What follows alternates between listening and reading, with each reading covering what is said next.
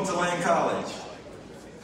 On behalf of Chairman Williamson and other members of the Lane College Board of Trustees, I am Logan Hampton, President of Lane College.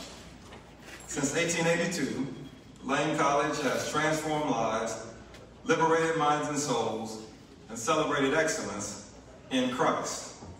As we help students develop the power of their potential and provide economic mobility to the highest percentage of Pell-eligible students of any institution in the state of Tennessee.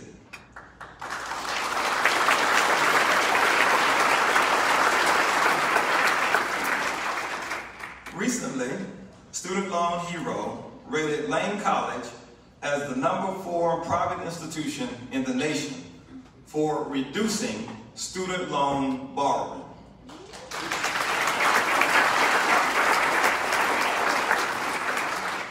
Among our students, you will find accents from California to the Carolinas, from Milwaukee to Mobile, and all parts in between. 60% of our students are from Tennessee, 40% from outside the state of Tennessee, with approximately 80% remaining in Tennessee upon graduation. Lane College is a net importer of intellectual talent to the state.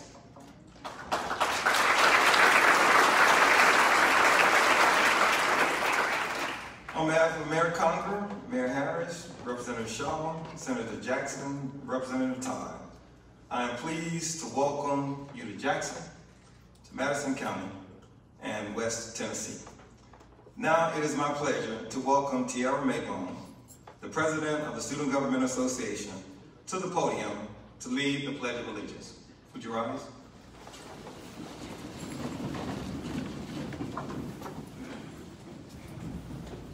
I pledge allegiance to the flag of the United States of America and to the republic for which it stands, one nation, under God, indivisible, with liberty and justice for all.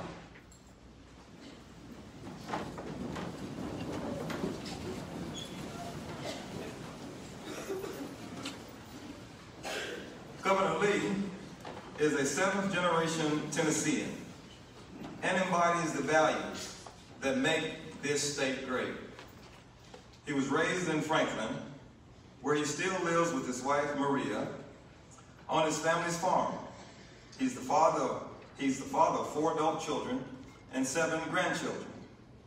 He's a businessman and was previously the president of a home services company for over 20 years before deciding to run for office. Now, Governor Lee is focused on several priorities, including good jobs, great schools, and safe neighborhoods, so we can keep Tennessee moving in the right direction. He is passionate about rural Tennessee and positively impacting every corner of the state. That's why he is again delivering his State of the State address in each of the Grand Divisions this year. We especially appreciate his focus on rural health improvements.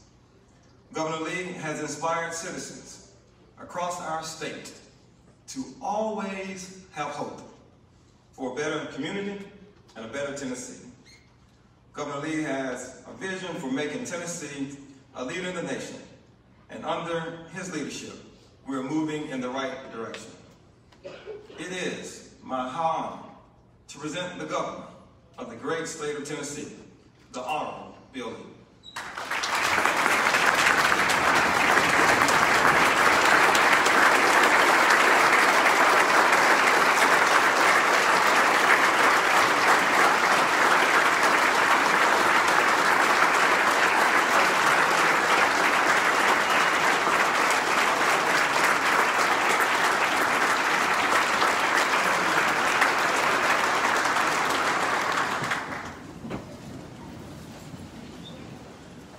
Thank you, President Hampton. Thank you very much for each of you being here. I'm excited to be here back again on the campus of Lane College. One of a number of very important institutions in our state. Certainly one of the historic black colleges, a part of a fabric of HBCUs that are a part of the history of Tennessee, a very important part. I'm proud to be here in a place that is providing educational opportunity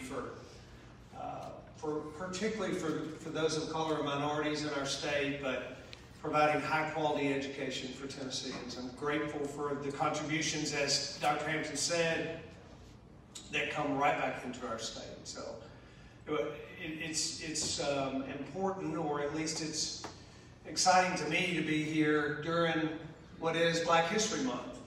Today I was in Memphis actually to announce the addition of sites to the United States Civil Rights Trail in Memphis.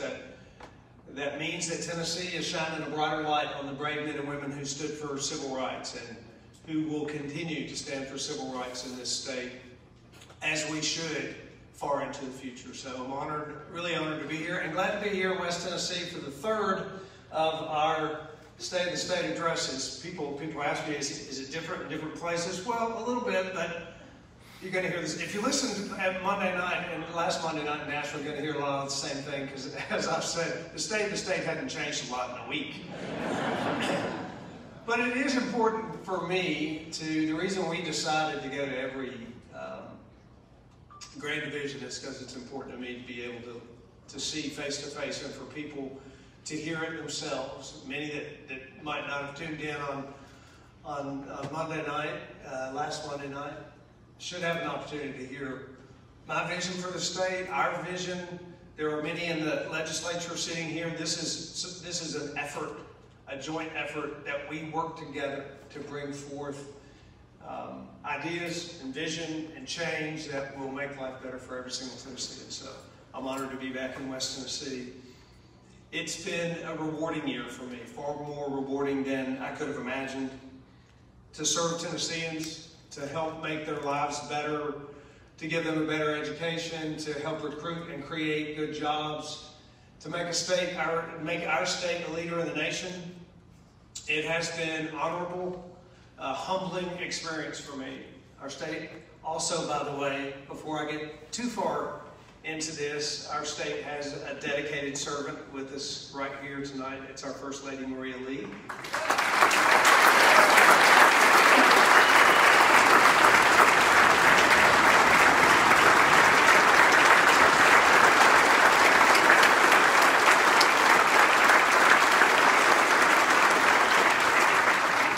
Maria's been advocating tirelessly in this past year, including all day today in this Jackson area, launching her Tennessee Serves initiative and encouraging her fellow Tennesseans to join her in serving our neighbors all over Tennessee. She's hit the ground running, and Tennesseans have gotten to see what I've done for a long time. Maria, I love you, and we're proud to have you as our First Lady. Serving as your governor over the past year, I've seen a lot of good that we can be proud of. In 2019, we were, for the first time, named as the best fiscally managed state in America. We have been named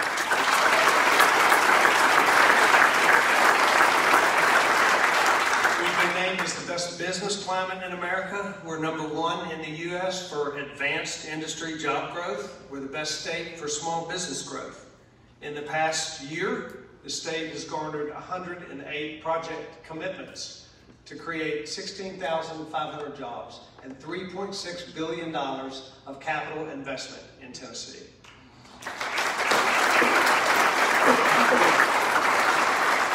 And while we have a lot of work yet to do in rural economic development, I'm proud that half of those job commitments occurred in rural counties across Tennessee. This year, Mitsubishi Motors, FedEx Logistics, J&J, Pilot.com, Husong, Amazon, SmileDirect, Icy, and dozens of other companies have made expansions in or relocations to Tennessee. In West Tennessee alone, we saw 42 project commitments that created 5,000 jobs and $1.3 billion of capital investment in West Tennessee.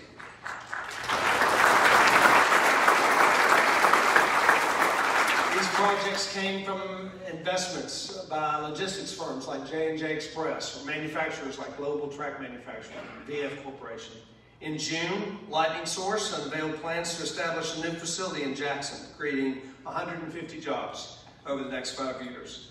And we announced last month that Amazon will invest $200 million to build a new robotics fulfillment center in North Memphis and create 1,000 jobs there.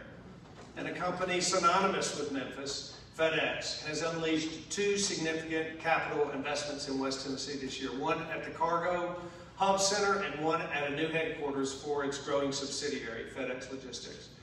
These investments by FedEx and its subsidiary, FedEx Logistics, headline a strong year of investment and job recruitment for Greater Memphis and for West Tennessee. And a new project that we're working on right here in Jackson is projected to create another 400 jobs as well.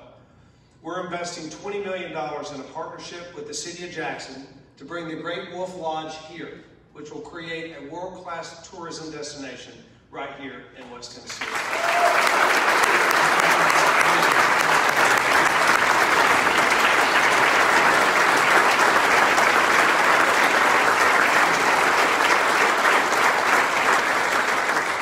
It's an unprecedented investment in the region. It'll enable Tennessee to compete with neighboring states. I think the project has the potential to create investment not only in Madison County, but also in the surrounding counties, and many of which are distressed, as you know. Speaking of competing in other states, I want to take a minute to address the Memphis Regional Mega Site in Haywood County. You may have read some stories over last week saying that we're hitting the pause button on development.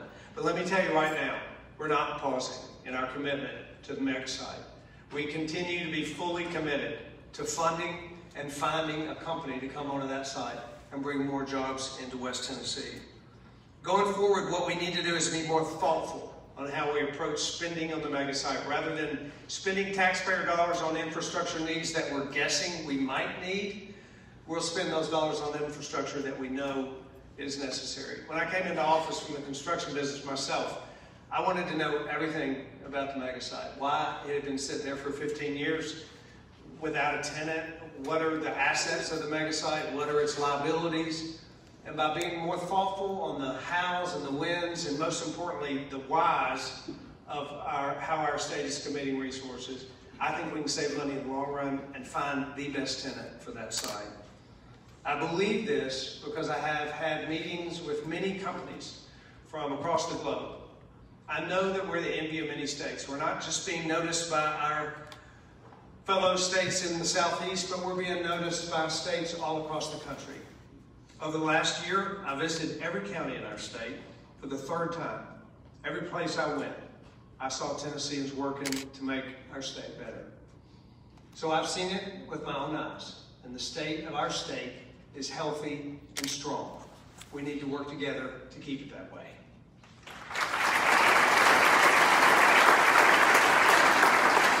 As I said, I'm very proud of what we've accomplished in this last year, my first year, and I'm very excited about what's to come. In education, we made our kids safer by investing $30 million to support school resource officers all across the state. We launched 2 major school initiatives as well. Our first independent charter school authorizer, our charter school authorizer, will ensure quality oversight and accountability for our state's public charter schools. We also created the Tennessee Education Savings Account Program, which will serve low-income students in districts with the highest number of low-performing schools. President Trump has been a strong supporter of our plan and announced his own Opportunity Scholarship Plan for choice in the State of the Union just last week.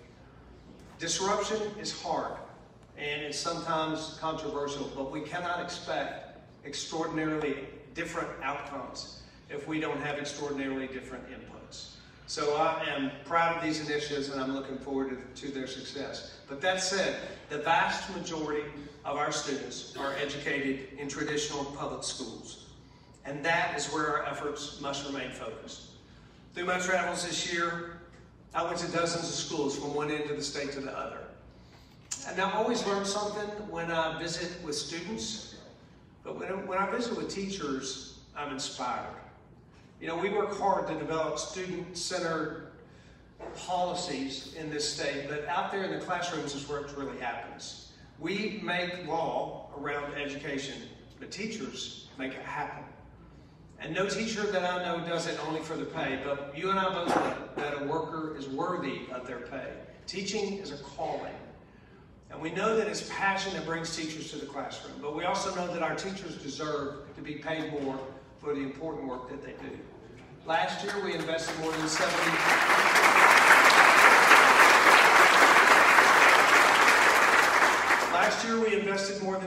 million to support increases in teacher salaries. And this year, I'm proposing the largest investment in K-12 teacher salaries in Tennessee history. Our budget sets aside $117 million, an amount equal to a 4% increase in the state's contribution to teacher salaries.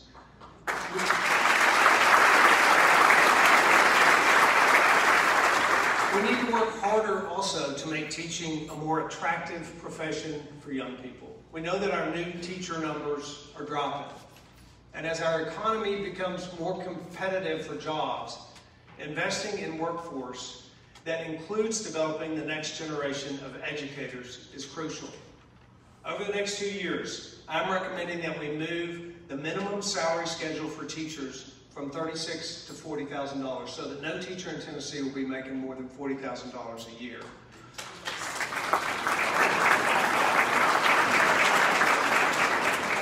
This change in the salary schedule will reward teachers across the state while also making the teaching profession even more attractive to those young people who are considering the high call of becoming an educator. This year we'll apply to create an AP Education teaching course. We'll launch a new series of grants to support district-based Grow Your Own programs that support the development of a future teacher as early as in high school. And we're also taking the Grow Your Own concept a step further. My budget includes $8.5 million to support the launch of the Governor's Teaching Fellowship. This fellowship is an initiative that will, in conjunction with Tennessee Promise, provide a college scholarship to over 1,000 of our best and brightest as they choose to become teachers. One of the reasons that we're making these investments is because when it comes to educating our children, there may be nothing more important than recruiting and retaining and training the best teachers in America. To our higher education leaders in this room and in this building, I want to say thank you for the work that you all have put in the last several years to improve how we train the next generation of teachers. But we can't rest on our laurels. That's why I've asked our Department of Education to work much more closely with our schools of education in our state to ensure that our approach to training teachers is the best in the nation. In that spirit, I'm excited to announce a first-of-its-kind competition to bring competition to develop the best teacher prep program right here in Tennessee. The Tennessee Teacher and Leader Institute will solicit proposals from across the country to help launch a new initiative that will build the best teacher preparation program in America. Make no mistake, we'll do whatever it takes to make Tennessee the best state in America to be a student, and that means making Tennessee the best state in America to be a teacher.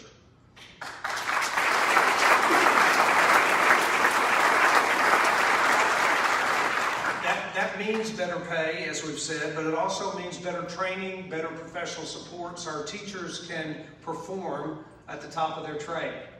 We're investing $4 million to support professional development opportunities for school leaders and innovative career advancement opportunities for our best performing teachers.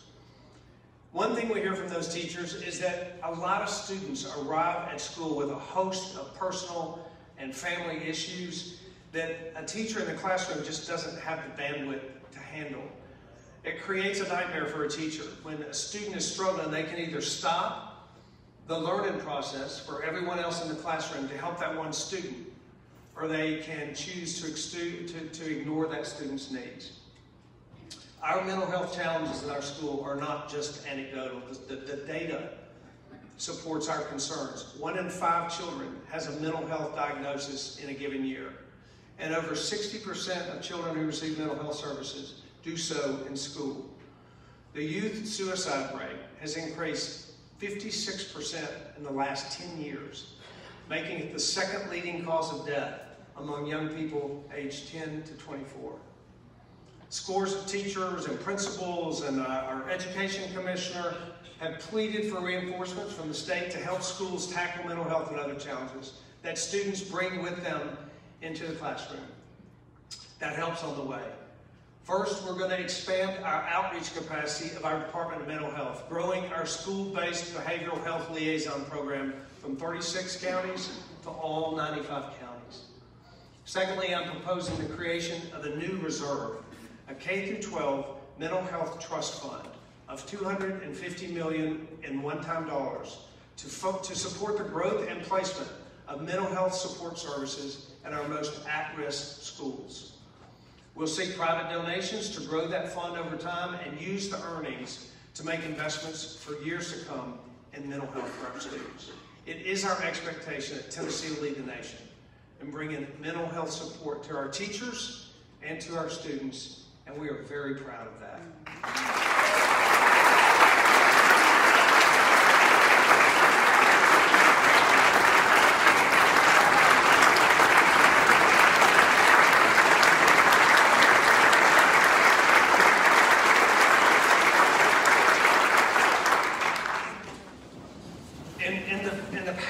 In previous years, we've led the nation in other respects, particularly in student growth on our NAEP scores. That achievement is due to the leaders who have come before us and to our hardworking teachers. But right now, our biggest academic challenge for our students is literacy. Currently, 1/3 of our third graders are reading on grade level. And years later, what this means is 3 out of 4 students cannot read their high school level textbooks on the first day of school. Literacy is a foundation for a student's educational journey. And if we can't get early childhood literacy back on track, all of our other investments in work and education will be limited. So this year, I'm recommending a new comprehensive approach to literacy, legislation that will establish new, clearer standards for the training of new teachers and development of current teachers, grounded in the evidence and science of reading with proven methods like phonics-based instruction. We'll ensure adequate supports and interventions for students before they reach the critical third grade milestone. By moving the needle on early childhood literacy, in order to do that, we have to do more than talk about it. That's why I'm also proposing an additional investment of $70 million to make sure that teachers have what they need to accomplish the task at hand.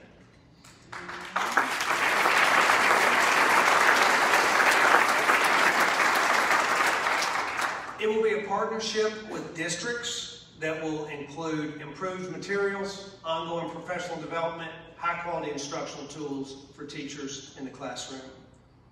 Fully funding the BEP growth, 4% teacher pay raises, the Teacher Leader Institute, record investments in teacher recruitment, professional development, literacy training, the K-12 Mental Health Trust Fund. Our total new dollars invested in the future of public education in the coming fiscal year will equal more than $600 million.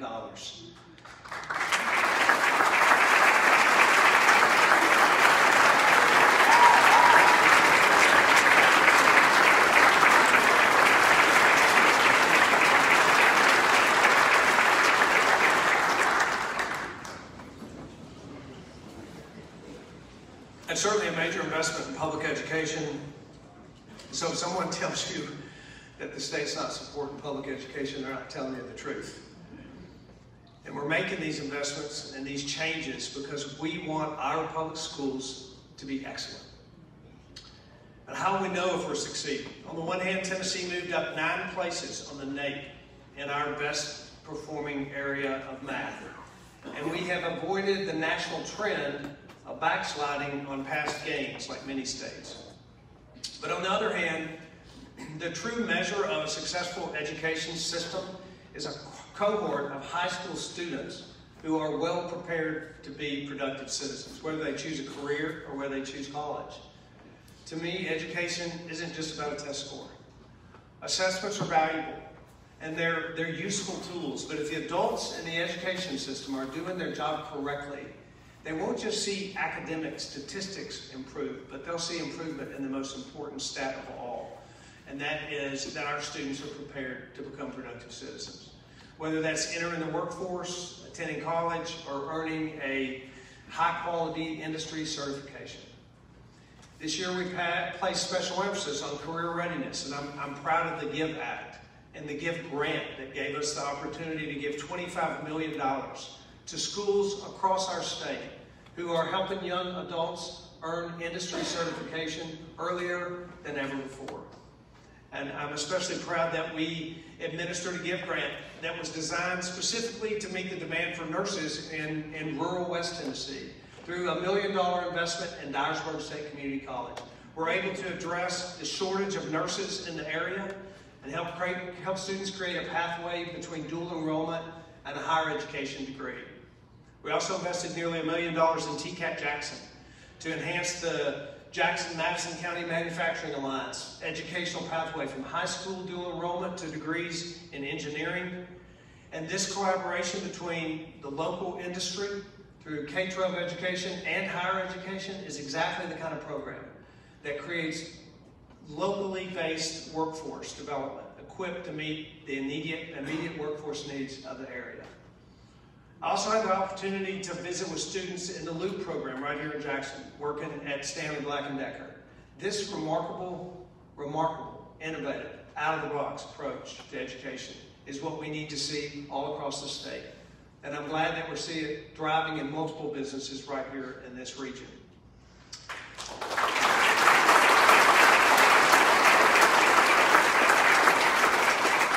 These are a few of the examples so that this year we actually launched 28 new work-based learning programs, and 18 of them are in rural distressed counties. You know, some of my favorite days as governor have been, people ask me, what do you enjoy most about being governor? Some of my favorite days have been traveling to the state's rural counties to deliver a GIVE Grant to launch a new CTE program. I have stood in automotive shops or welding shops or health sciences laboratories, classrooms, and looked into the eyes of students who maybe for the first time are excited about what they're doing at school. And I look in their eye and I say, you have a unique ability to connect your brain to your hand in ways that a lot of students don't have.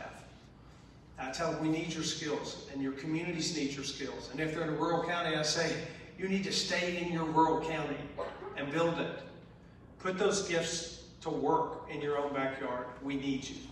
I'm proud of the GIVE Act. I'm also proud of the Future Workforce Initiative, which is adding 100 new STEM programs by 2022 and tripling the number of STEM designated schools in Tennessee. We also funded the University of Memphis STEM building at a cost of $33 million to improve STEM education in West Tennessee.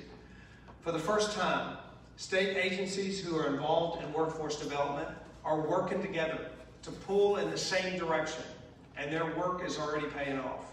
The first outcome of that is the recent launch of Apprenticeship Tennessee. It's a new effort that's going to realign our approach to getting individuals back into the workplace. For those who do take advantage of our state's excellent higher education institutions, we want to make sure that high-quality facilities and standards await them to provide the best possible chances of success. The Tennessee Higher Education Commission recently released an update to our 5-year master plan that shifts the focus from degrees to jobs. We're moving forward with new goals, such as increasing by 10% the number of dual enrollment students and increasing by 20% the number of Tennessee degrees in computer science and in data analytics.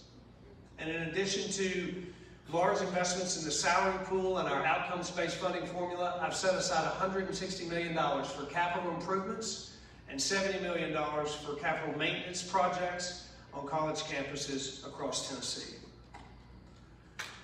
For the time being, we have to continue to produce highly skilled workers as fast as we can on whatever track that we can so that we can keep feeding the tremendous job growth that we're seeing across Tennessee. This year I met with CEOs and business leaders from Silicon Valley to South Korea and many places in between who are looking for places to invest, and they're looking to Tennessee because of the low tax, conservative approach to government that we have developed. As I mentioned, 16,000 jobs have been created across Tennessee in the last year, but too few of them have been in our distressed and our at-risk counties. That's why we're raising the stakes when it comes to recruiting industry to rural Tennessee. We're restructuring our incentive packages in our Economic and Community Development Department, particularly for those companies that are considering locating in our 15 distressed counties and in our 24 at-risk counties. For the last several years, our strong economy has been feeding a very healthy budget. Conservative principles do work. And as I enter my second year as governor, I pledge to you to continue that we will lead our state in the direction of conservative fiscal management. I asked actually each department in state government for a 1% budget cut last year, and they came back with 1.7% cuts. $91 million trimmed from our state budget. Because of this fiscal approach to our state budget, a few months ago I traveled to New York to meet with bond rating agencies, sharing our story of fiscal responsibility and the consistent results that we've had. And they rewarded us once again with a AAA bond rating from all 3 agencies. And we're only one of 13 states who achieved such a rating. Indeed, our economy is strong, and a rising tide lifts all boats. And I think it's only fair that when the state is fiscally healthy, some of that money goes back to taxpayers. That's why we're proposing a professional privilege tax cut, $40 million that will be returned to small business owners and individuals who pay this, what I believe to be arbitrary and unfair tax.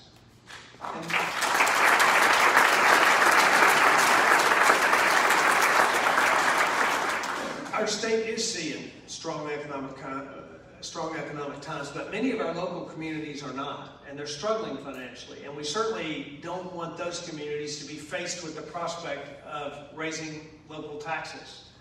In many of our counties I visited in this past year, community leaders will almost always tell me about one project or one initiative that if it happened in their community would be transformative, but they just can't find the funding to do that. And on many levels, local communities know much better how to spend resources than we do. And for that reason, in our budget, we're recommending $100 million for local government grants that will be given back to each municipality and each county in Tennessee. This $100 million can be used for one-time expenses like road projects or IT upgrades or utility system upgrades, public safety projects. This give back is a part of what I believe is good fiscal management as we see surpluses and return money to the places that need it the most.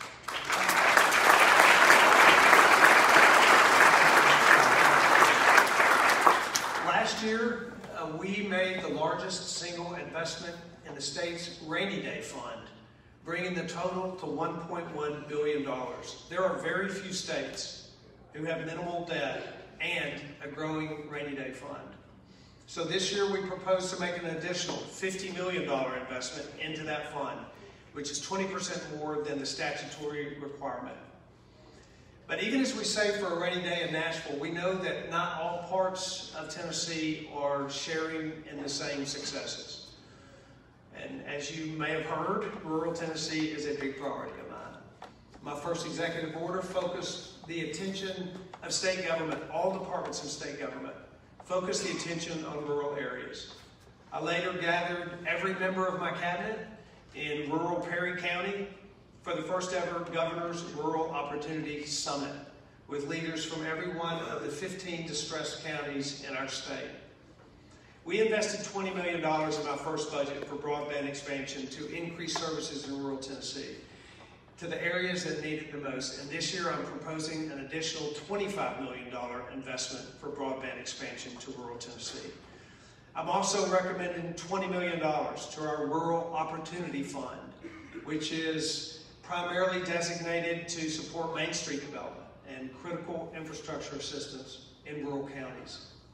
We expanded an incentive program in Tennessee medical schools that'll grow the pipeline of primary care doctors that are residing and landing in rural Tennessee. I've created the Ag Education and Youth Participation Task Force to examine and improve agricultural education and its delivery in the state of Tennessee. The task force submitted 17 suggestions recently, recommendations based on supporting students pursuing education and careers in our very important agricultural industry here in Tennessee. I'm going to review those recommendations and ensure that Tennessee leads the nation in ag education, which is of particular importance right here in West Tennessee. But we plan to do even more for rural Tennessee. We're adding $4 million for payment increases in rural health clinics and expanding rural access to dental care through the Department of Health and a new innovative public-private partnership with an organization called Smile Tennessee. We're adding $7 million to the Ag Enhancement Fund for agricultural stimulus across Tennessee, and $2 million for UT extension agents to be added in distressed counties. We've also set aside $2.4 million for the Department of Rural Tourism as they draw attention to beautiful parts of Tennessee that are off the beaten path. We're making all of these investments because we're dedicated to serving every part of and every person in our state. That's why I've made criminal justice reform such a large priority in my administration, because every person in Tennessee wants and deserves to live in a safe neighborhood. When properly implemented, criminal justice reform saves taxpayer dollars, it shrinks the size of government, it properly punishes wrongdoers, and it makes our communities safer. Last year, we started by giving correctional officers a long overdue pay raise to make Tennessee more competitive with other states in our Department of Correction. We added basic education and CTE options for inmates that are on a path to reentry, so they'd be better prepared for life on the outside. We've already seen success from our proposals from last year, and I'm proud to recommend another set of proposals this year. You know, first and foremost, we have to be tough on crime. Last year, we cracked down on fentanyl traffickers in Tennessee. This year, I'm proposing increasing criminal penalties associated with the theft of a firearm. And I'm also proposing increased criminal penalties for the reckless endangerment of a police officer or first responder.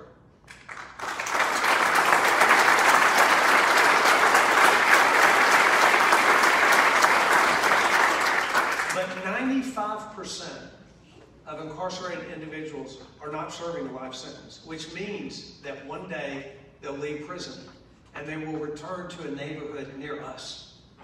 It's in the best interest of your family and your community that those individuals be prepared to make a reentry successfully instead of returning to a life of crime. We created a criminal justice investment task force that recently issued 23 recommendations on how we can improve in this area of criminal justice reform. And based on those recommendations, I'm proposing legislation that will improve our probation and parole system. First, we want to expand recovery courts so that veterans and those struggling with addiction or mental health challenges will have access to specialized supervision. These recovery courts are in conjunction with incarceration, but create rehabilitation and recovery. Second, we want to improve the use of community supervision, including at the end of a prison sentence. Right now, nearly 40% of those that are leaving our prisons do so with no supervision at all.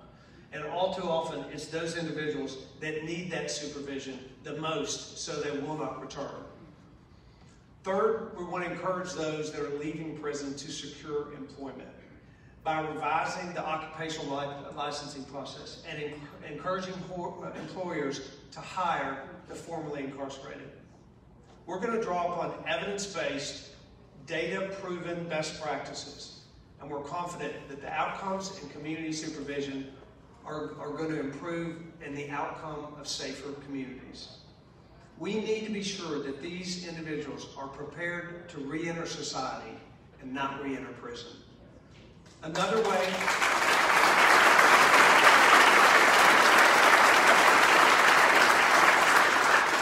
Another way that we're preparing individuals to re-enter is through our recently created Volunteer Mentorship Initiative. We launched it in the fall. 24 inmates have been matched with our staff and our administration, with legislators, and those mentors allow those inmates to begin thinking about what life is going to be like at the end of their prison sentence. Our second round of mentors has been matched, and they're going through the orientation process, but most excitingly, hundreds of Tennesseans have reached out to express an interest in becoming mentors, and we will be including them in this process very soon. I served in a mentoring program myself years ago, and I can tell you that matching mentors with men and women who are about to re-enter society significantly improves their success rate. By the way, if you're interested at all in being a mentor in the Volunteer Mentorship Initiative, you can sign up on my website. I want to talk about one other public safety budget item that we're proposing. You know, for many Tennesseans, I consider part of my role as governor is to create an atmosphere where I view 6.8 million people in this state as customers of the state of Tennessee. And for many Tennesseans, the only interaction they have with their government is at the Driver Services Division at the Department of Safety. Tennesseans deserve to have great interactions with their state government. And I've asked our Department of Safety to take steps to improve experiences at our driver service centers. That's why I'm proposing 80 additional positions and funding to assist in decreasing wait times for our customers as they answer the federal mandate to obtain a real ID.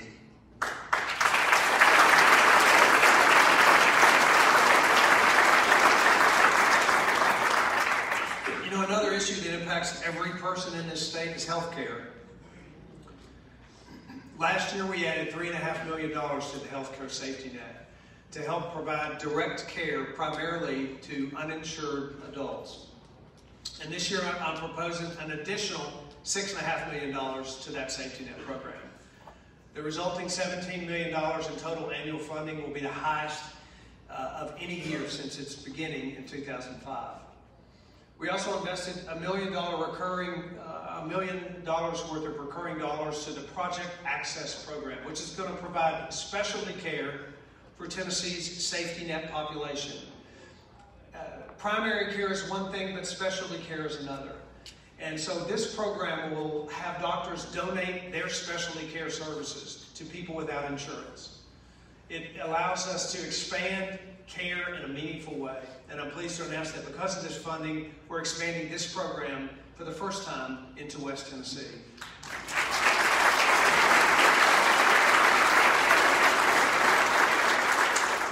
We're also setting aside more than $7.5 million to create a children's behavioral health safety net. This initiative will work to ensure that no child in need of critical behavioral health services will be unable to access them. Solving our healthcare challenges requires more than just increased funding. We have to be innovative and thoughtful as well. I'm proud that Tennessee, because of the work of the legislature requesting that we make a request, I'm proud that Tennessee is the first state in America to apply for a Medicaid block grant from the federal government. You know, Tennessee runs the most efficient Medicaid system in the country. And the result is that we're one of the few states that actually underspends the federal government's estimate of what it should take to cover the Medicaid population.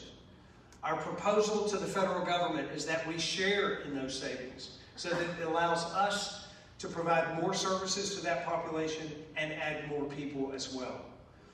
And while we don't know yet whether this proposal is going to be accepted, we do know that if it is accepted, it will be a good deal for Tennessee, and no Tennessean will be worse off if that proposal is followed through. Under the proposed budget, my administration is going to fund for the third year the Rural Hospital Transformation Program. And at this time next year, we'll be in a position to have even more ideas about how to provide access to health care through our Healthcare Modernization Task Force. Commissioner McWhorter has held multiple listening sessions across the state to better understand the concerns of payers and providers and patients.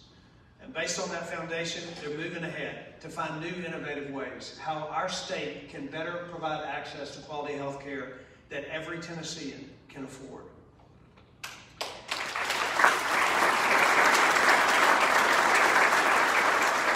Our budget also proposes changes to our TennCare program that are going to benefit young families. We know that infant mortality and maternal health are serious challenges for our state. 1 in 2 Tennessee births are covered through our Medicaid program. That's why we're proposing 2 new initiatives to expand parental and postpartum coverage for our TennCare recipients. First, we're launching a 3-year pilot to extend postpartum coverage to 12 months for mothers covered by TennCare.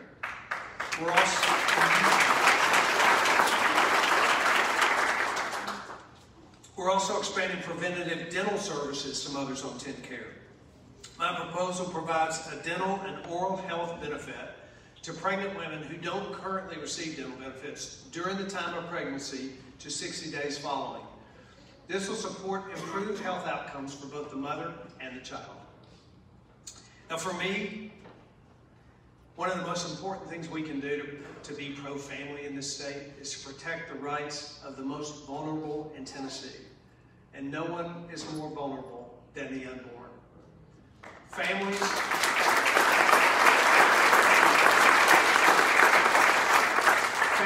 are the backbone of our society, and the most important thing we can do is support them. I've proposed legislation that would defend and protect the life of an unborn baby from the time their heartbeat can be detected.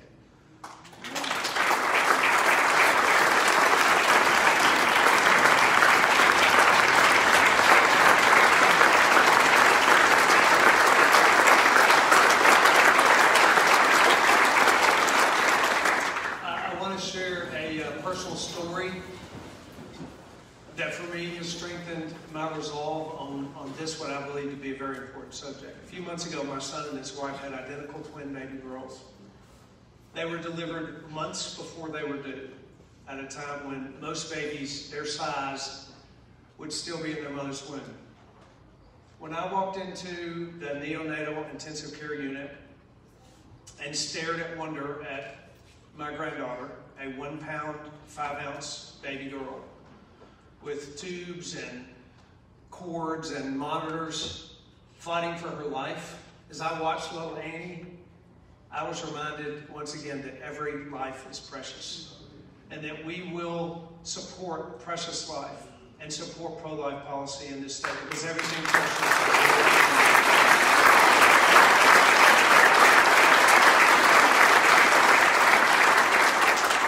By the way, that was 3 months ago, and I got the news today that little Annie is about to go home on Saturday.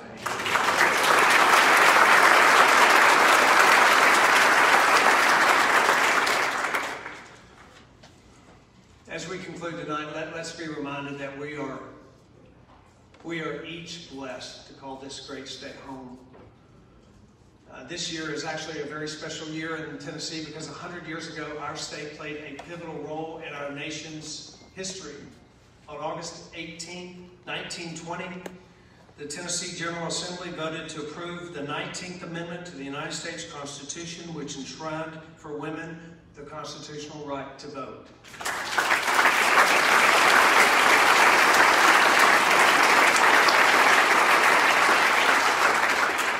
Even then, 100 years ago, Tennessee was leading the nation, casting the deciding vote in that revolutionary decision. I mentioned earlier that much of our success comes from the people that have come before us, and many of those trailblazers are women. Our state and our country have thrived, in part due to the pivotal role played by women in society and in government. Hard to believe that was just 100 years ago. History's funny that way. What seems inevitable today would have seemed anything but to those in the day-to-day struggle for suffrage. And 100 years later, certainly our struggles are different. But as we celebrate the centennial of Tennessee's role in ratifying the 19th Amendment this year, what I hope that we remember is this.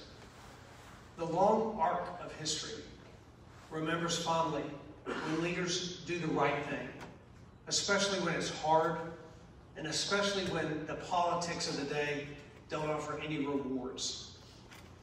It's my hope that history records that we were leaders and people who worked together, who stood firm on our own individual convictions, but who remembered that our differences shouldn't divide us.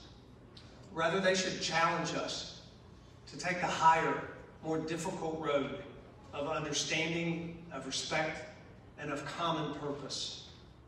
God has given us great favor in this state. He has blessed us with a great responsibility to effect positive change for our families, for our communities, and for our state. Thank you. God bless the great state.